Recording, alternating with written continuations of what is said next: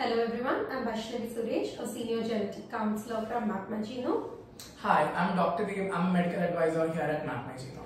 We are both here to speak about breast cancer, the screening and genetics of breast cancer from both clinicians and genetic counselors' perspective.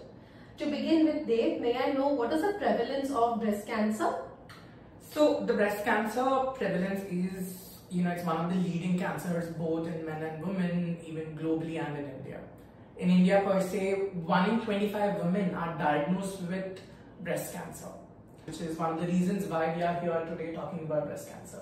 Correct. Could you shed some light on what are the screening techniques and procedures used to screen for breast cancer? Yeah. So ideally, right, one has to really understand this reality that every woman is at risk for breast cancer. And your risk increases with your age. That is one of the major factors, right? So as per American, guidelines by breast surgeons, it is said that every woman at the age of 25 should get a formal breast examination by a doctor.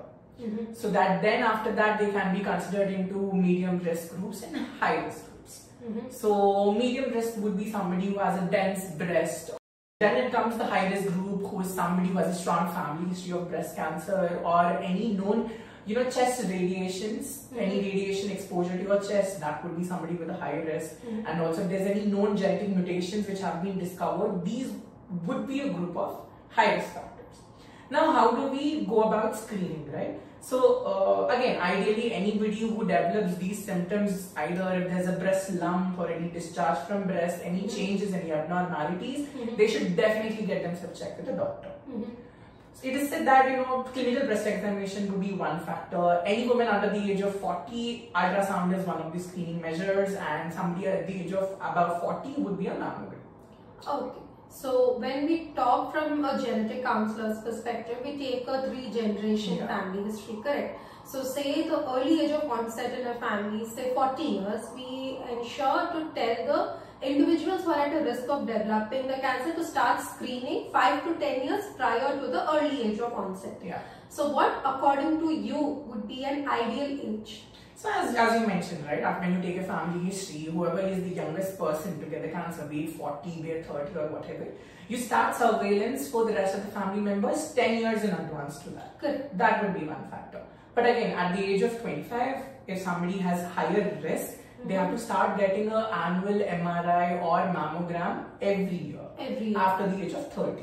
Even the high risk groups also same thing. You have to keep getting your breast cancer assessment done every year, get an MRI and mammogram done annually, just to see if there is any chance or any risk of developing. So the screening of breast cancer includes self-breast examination, clinical breast examination, breast ultrasound and mammogram. So we usually call it as a triple assessment, which is again your examination, your ultrasound and your mammogram. Understood. So we've spoken so much about genetic factors. Could you shed some light on what are the non-genetic factors that equally contribute for an individual to develop? Yeah, definitely. So again, age is one of the factors. As you're advancing age, your risk of breast cancer increases, and your nulliparity, that is one of the risk factors. Smoking, alcohol consumption, that is a risk factor. If somebody is going through HRT and hormone replacement therapy, that is one of the major factors. These would be some factors. Obesity again is a major factor. So again, these would be risk factors. At the same time, these are modifiable risk factors. Coming to it, if somebody has an idea that they are at risk of developing breast cancer, be it, their family history or any genetic history, right? So these are avoidable factors. Some changes can be made in terms of lifestyle, which definitely will impact a lot on their health. Correct. So coming from genetics perspective, I'm sure you would agree to it that majority of the oncologists or clinicians think it's just BRCA1 and 2 that causes cancer. Definitely. Agree. BRCA1 and 2 is one of the important genes that we look at when it comes to breast cancer, but there are many other genes that equally contribute for an individual to develop breast cancer. Other genes include TP53, ATM, PTEN, BRAF, BRAF, etc. There are many genes that equally contribute. Correct. So from when we talk about breast cancer, we have to take, when we take a 3-generation family history, if we see a clusters of cancers running in the family along with breast cancer, it gives us an idea whether it's just BRCA1 and 2 or any other gene that may contribute. Correct. So from a clinician's perspective, when do you think it is ideal for an individual to be referred to a genetic counselor? So yeah. So again, genetic counselor and clinician have to play hand in hand when it comes to cancer, so that we are able to get better diagnosis and the outcomes are discussed better with the patient, so that we can approach situations better. Definitely, right? So when it comes to genetic testing or reaching out to a genetic counselor, definitely if there's a family history, that would be a good point to consider it as earliest as possible. Because again, these days we can see very much. Even in 20s, even earlier, people are getting it. So if there's a family history, I think why not just start with your surveillance as soon as possible. Genetic mutations, genetic testing can be done once you turn the age of 18. So if there's any predisposing factors, if there's any symptoms noticed, get it done as early as possible. So this would be one way of reaching out to it. So at Mapmygenome, we offer both BRCA1 and 2 full gene sequencing along with deletions and duplications. We have another panel called as DNA Onconex and hereditary germline cancer panel. So from genetic counselor's perspective, we offer both pre-test and post-test. In pre-test, we take a 3-generation family history to understand what if there is any clusters of cancers running in the family, or is it just only breast cancer and ovarian cancer. And depending on that, we would recommend you the testing. So in pre-test counseling, we also give the implications of the reports. If it's not always that genetics is the end of it, right? So sometimes we do have other non-genetic factors that equally contribute, like you correctly mentioned. So like you rightly said, when they come to us for post-test, we explain them what the result is and we refer them back to their clinician for management and treatment option and early intervention from a clinician's perspective. What lifestyle changes should they do? What diet changes should they do? All of this also equally contributes.